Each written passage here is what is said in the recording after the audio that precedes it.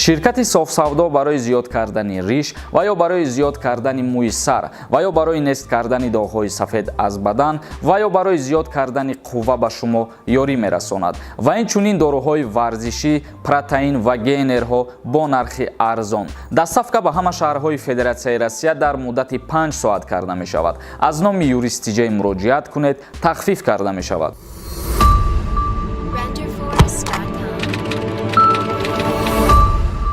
ассалому алайкум ба ҳама тамошобинони барномаҳои канали юристиҷа. Тамошобинони азиз, мо чандин ахборотҳои нав дастрас намудаем, ба шумо пешниҳод мекунем то охири навор тамошо кунем. Аввалин ахбороти мо оиди намояндагии Вазорати меҳнат, муҳоҷират ва шуғли аҳолии Ҷумҳурии Тоҷикистон дар Федератсияи Россия, оиди расмикунонии муҳоҷирони меҳнатӣ дар Федератсияи Россия қайд намуд ва гуфт. Вазорати меҳнат таъкид доштааст, ки расмикунонӣ дар Федератсияи Россия то 30 сентябр идома дорад. Яъне намояндагии Вазорати меҳнат, муҳоҷират ва шуғли аҳолии Ҷумҳурии Тоҷикистон дар Федератсияи Россия оид ба муҳоҷират ба шаҳрвандони Тоҷикистон муҳоҷирони меҳнатӣ иттилоъ додааст, ки расмикунонии муҳоҷирони меҳнатӣ барои иқомат дар кишвар будубош ва иҷозати фаъолияти меҳнатӣ идома дорад. ва инчунин қайд кардан мумкин аст, ки тибқи фармони президенти Федератсияи Россия аз 15 июни соли 2021 муҳлати будубош ва расмикунонӣ дар Федератсияи Россия то 30 сентябри соли равон тамдид карда шудааст.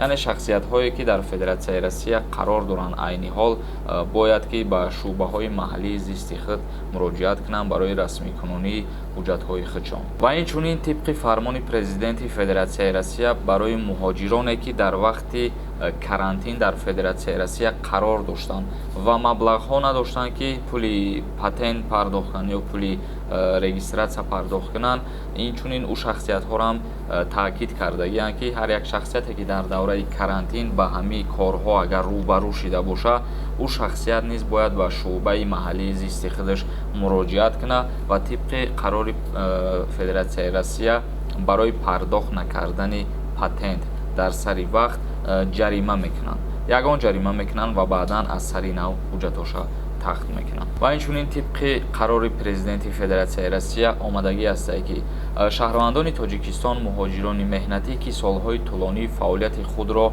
расман ба қайд нагирифтанд, метавонанд ба шуъбаҳои муҳоҷиратии ноҳияи худ муроҷиат намоянд. яъне ки шахсиятҳое, ки солҳои тӯлонӣ низ бе патент гаштагияну бе документ гаштагиян, ӯ шахсиятҳоро ҳам бояд муроҷиат кунанд ва то 30 сентябр муҳлат додагӣ ҳастанд.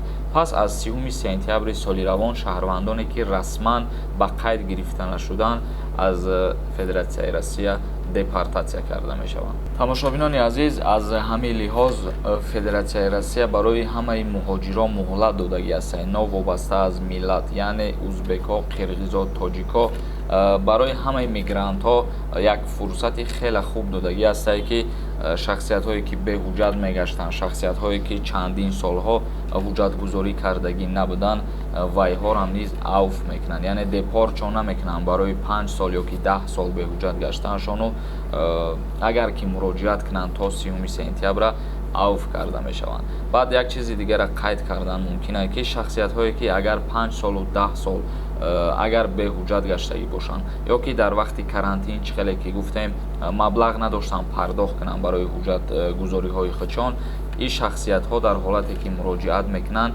аввалан ҷарима карда мешаванд ва баъд пас аз ҷарима ҳамаи ҳуҷҷатҳошонро аз сари нав қонунӣ тахт мекунанд, лекин депортатсияшон намекунанд. пас ба итмом расидани қарори президент, яъне пас аз 30 сентябр ҳар касе ки муроҷиат кардагӣ нест ва ҳар касе ки беҳуҷҷат бозгашту гузор мекунад, баъд дар рейдҳо ташкил карда мешавад. дар рейдҳо ки дастгир карданд, аз Федератсияи Россия ихроҷ мешаванд. тамошобинони азиз, видеомона ҷамъбаст мекунем ва дар канали мо обуна шидана фаромӯш намекунед. то барномаҳои дигар, худованд ҳамаи мо шуморо нигаҳбон бошад.